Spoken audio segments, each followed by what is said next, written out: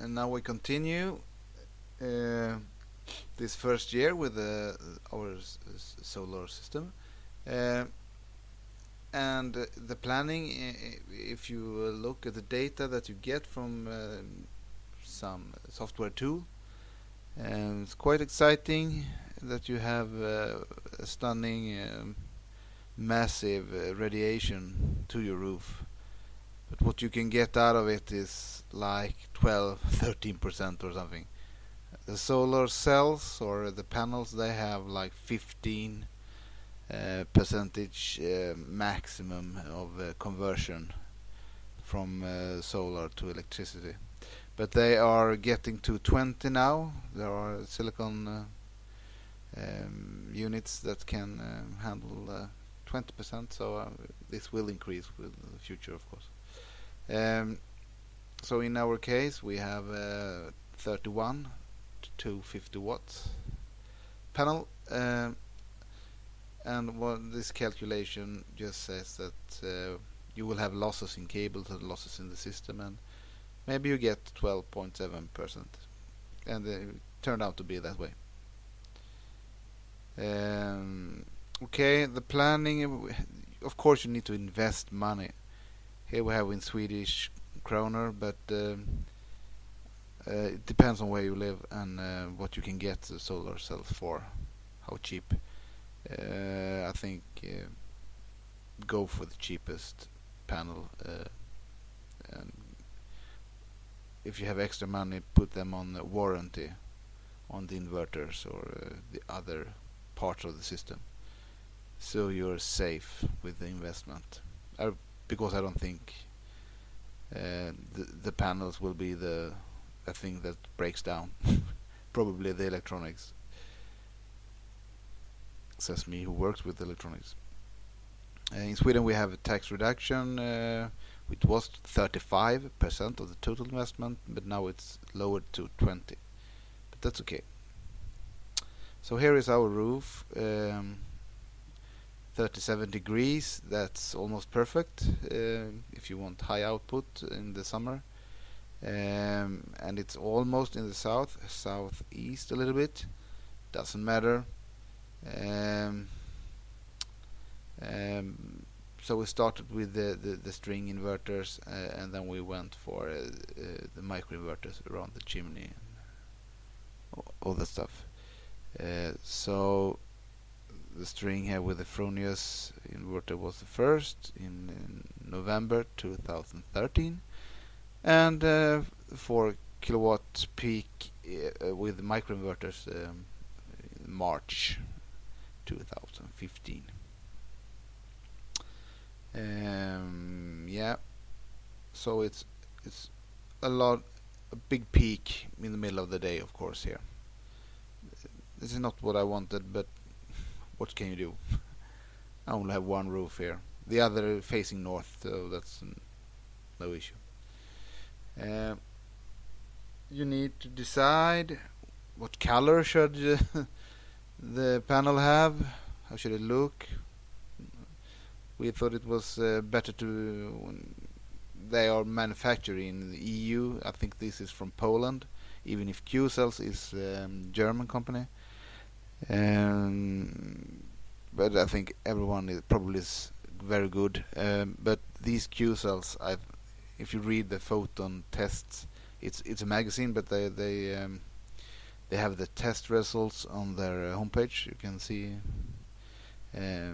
check there, and Q-Cells gets very good results. But it's not the black version that I have here. So I think it was the 4th best panel ever, the Q-Cell, but it was a standard blue one. Doesn't matter. So the one system has a string inverter. It's a Fronius 3.7 kilowatt peak. It's Wi-Fi, so you don't need wiring for that. Normally it doesn't sound anything, but in the summer, of course, when you pump 3.7 kilowatt out of it, it will get rather hot, and it's stepless.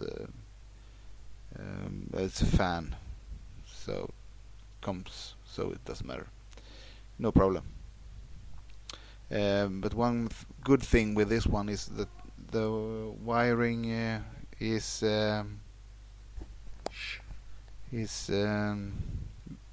in below here, and if the electronics breaks down, you can get it apart and send only the electronics down to Austria. You don't have to do any dismounting of the wiring or something. So it's serviceability. It's good. And I have two small distribute central or boxes with switches for the DC and energy meters with this ELEC measuring the pulses from the energy meter. And the microinverters, they read out data from the inverters via the AC cable, and then you need a router to get that information to internet, so it's no Wi-Fi on that one. But that's okay.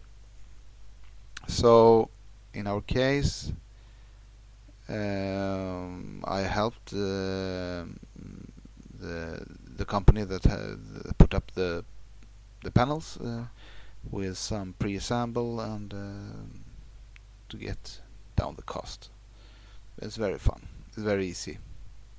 You just have a plus and minus cable and just plug it in. Anyone can do it. And then the microinverters is just put on place with a bolt and a nut, screw and a nut.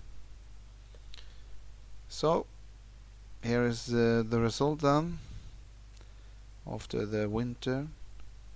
So we had have the spring and the summer and the fall here with quite good results. So here is the microinverters to the left, 16 of them, doing good.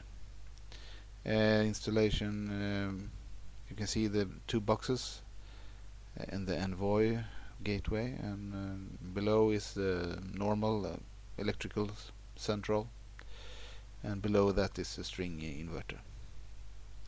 So here is a more clear picture of that. The inverters are yeah, you can see it's connected to the Envoy and to its central and the energy meter, and they both go in separate wiring into the central wiring and both of them sends data to the ELEC online, so it's an online tool for measuring and monitoring the system. So when we install this, then we noticed we get a lot of energy. We're not used to that.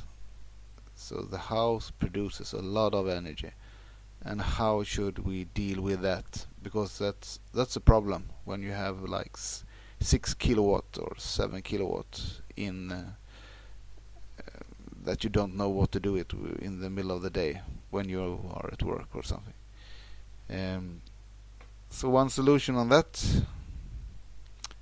problem was to use all the consumers in the day, of course. So we have timers, installed timers on the humidifier, and so I can set the time when it should go on and off, and I change that slightly with the sun goes up earlier in the summer, so it can go much more in the summer, but in the winter I narrow the hours it's possible for it to be active. So more or less in the summer that will go for free, or uses only power from solar cells. And we have exhaust heat air pump. That's the main heating or water heating at least. That I can go online and control that from anywhere with the NIBE uplink, and I can put up a higher temperature in the water if it's a lot of sun in the day.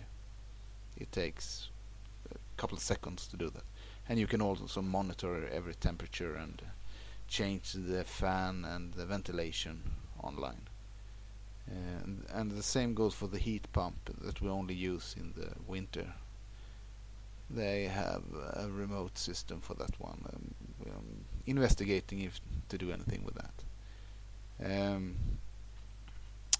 the washer as well, always active during, set it on timer, active between 11 and 1 o'clock in the day when it's sunny. And the oven can be set maybe in the afternoon, and it can be you can have prepared something and it can go on for a couple of hours before you get home from work. What you not can do is a fridge or the freezer. It needs to be on all the time. But of course, if you get a Tesla car or something, you can set that on timer as well. My neighbor has Tesla, but I think it will ruin my electrical bill because the massive 85 kilowatt hour batteries on that one. So here we go in the power monitoring. We will deal with that in another episode.